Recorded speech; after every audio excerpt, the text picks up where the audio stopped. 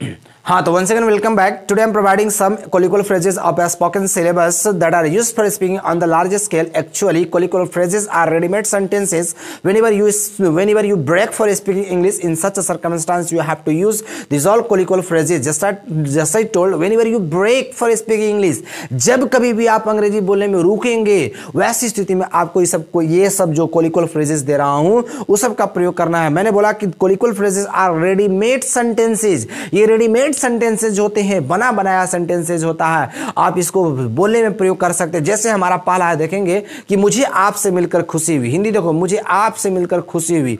तो मुझे आपसे मिलकर खुशी हुई बनाएंगे इसका सेंटेंस तो बनेगा I am glad to see you. I am glad to see you. और मुझे आपसे मिलकर बहुत खुशी हुई तो I am very glad to see you हो जाएगा.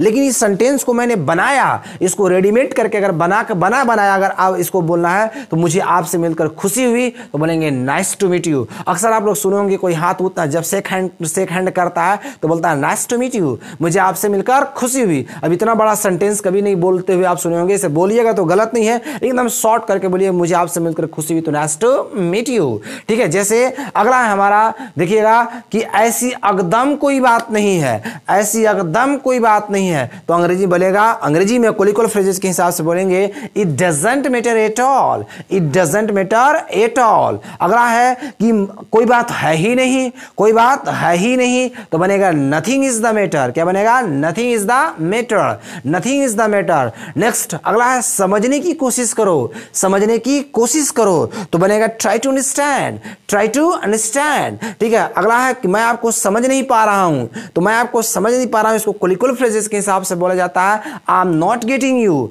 I am not getting you. बहुत ज्यादा इस पे वो बोलने में प्रयोग किया जाता है. किसी को बोलना होगा समझे तो बोला जाता है गेट का, GET, गेट का सेकंड फॉर्म गॉट होता है. तो समझे तो बोलेंगे गॉट इट. समझे तो गॉट इट. मैं आपको, तुम मुझे क्यों नहीं समझ पा रहे हो, तुम मुझे क्यों नहीं समझ पा रहे हो तो बनेगा why aren't you getting me. Why aren't you getting me. तो इसको समझने के लिए गेट का प्रयोग आजकल बड़े पैमाने पर हो रहा है. ऐसे समझना का अंग्रेजी अंडरस्टैंड होता है लेकिन आजकल गेट का प्रयोग बहुत ज्यादा पर होता है तो आप इसका भी प्रयोग करें. अगला है हमारा, देखेंगे जैसे तुम मुझे बहुत याद आओगे.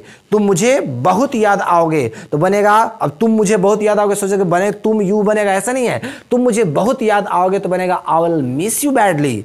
I will miss you badly मतलब तुम मुझे बहुत याद आओगे. ठीक है. ये सब मैं जो दे रहा हूं ये सब जनरली बोलने में बड़े पैमाने पर प्रयोग किया जाता है तो आप इसको डेली लाइफ में बहुत सारा बोल सकते हैं. अगला हमारा देखिएगा भगवान के खातिर. भगवान के खातिर तो बोलेंगे for God sake. For God sake मतलब भगवान के खातिर. बोलना होगा तुम्हारे खातिर तो for your sake. For your sake. ठीक है. बोलना होगा जैसे और बोल सकता तुम्हारे पापा के खातिर तो फॉर योर पापा सेक. राम के खातिर तो फॉर राम सेक. लेकिन अभी मैं दे रहा हूं भगवान के खातिर तो बनेगा for God sake. For God sake मतलब भगवान के खातिर. अगला है मुझे अकेला छोड़ दो. मुझे अकेला छोड़ दो तो लीव मी. देखिए leave me alone. Leave me alone. अब आपको बोलना होगा कि मुझे अकेला छोड़ दो तो लीव मी अलोन होगा. ठीक है. इस तरह से सेंटेंस बोले जाते हैं. अगला है कि मैं अपनी ओर से पूरी कोशिश करूंगा. कोई बोलेगा कि कल आओगे तो बोलना होगा कि मतलब मैं पूरी कोशिश करूंगा. अपनी ओर से तो मैं पूरी कोशिश करूंगा तो मैं अपनी ओर से पूरी कोशिश करूंगा उसका बनेगा I will miss you badly. I will miss you badly मतलब मैं अपनी ओर से पूरी कोशिश करूंगा. तो कभी बोलना होगा कि मैं अपनी ओर से पूरी कोशिश करूंगा तो I will miss you badly. बोलना कि मैं अपनी ओर से पूरी कोशिश किया हूं. आपको बोलना होगा मैं अपनी ओर से पूरी कोशिश किया हूं या मैं पूरा ताकत लगा दिया, मैं अपनी ओर से पूरी कोशिश कर दिया हूं तो मैं अपनी ओर से पूरी कोशिश किया हूं तो उसका अंग्रेजी बनेगा I have done my best. क्या बनेगा? I have done my best. ठीक है. अगला होगा कि पागल मत बनो, मूर्ख मत बनो तो पागल मत बनो तो उसका अंग्रेजी बनाएंगे don't be silly. Don't be silly. अब अगला है कि मैं तुम्हारा हाथ जोड़ता हूं. मैं तुम्हारा हाथ जोड़ता हूं तो बनेगा I beg of you. I beg of you. इस तरह से सेंटेंसेस होते हैं जो कोलिकल फ्रेजेस होते हैं वो रेडीमेड होते हैं. If this video is part 1. If you want to watch the next video, mean to say that part 2, then you are cordially welcome for watching part 2. That's all for today's.